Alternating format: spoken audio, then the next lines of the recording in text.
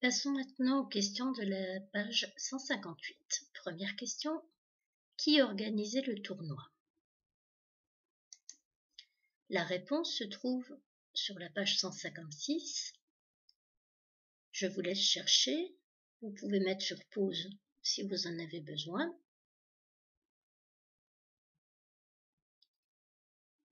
Alors, nous avons au tout début du texte, au Moyen-Âge, le seigneur d'un château organisait parfois une grande fête, un tournoi.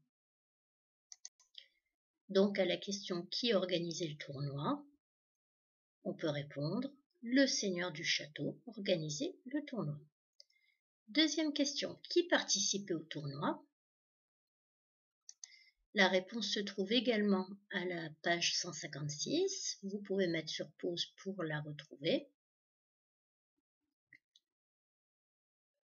Alors, voilà où on peut trouver la réponse. Le tournoi se déroulait entre les chevaliers les plus courageux de la région. Donc, à la question qui participait au tournoi, on peut répondre les chevaliers les plus courageux de la région participaient au tournoi. Question suivante, comment appelait-on les chevaux des chevaliers? On peut trouver la réponse également à la page 156. Vous pouvez mettre sur pause pour réfléchir. Et voici où se trouve la réponse. Les chevaliers donc montaient de robustes chevaux appelés destriers. Donc, à la question comment appelait-on les chevaux des chevaliers, on peut répondre on les appelait les destriers. Question suivante, que devait faire le chevalier lors d'une joute? Cette fois, la réponse à la question se trouve sur la page 157.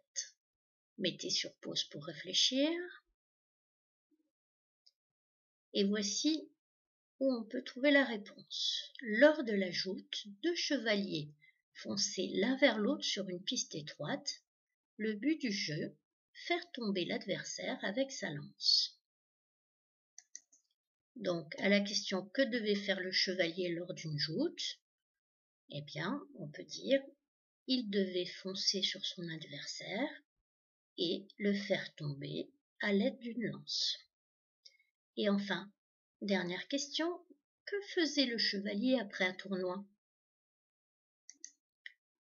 Cette fois, nous allons trouver la réponse à la page 158. Mettez sur pause pour réfléchir. Et voici où on peut trouver la réponse. Applaudi par la foule, il recevait un prix remis par la reine du tournoi. Et si on continue, les tournois étaient souvent suivis de grandes fêtes qui duraient plusieurs jours. Donc à la question « Que faisait le chevalier après un tournoi ?» on peut répondre « Il recevait un prix donné par la reine et il participait à un banquet qui pouvait durer plusieurs jours. » Voilà pour les questions.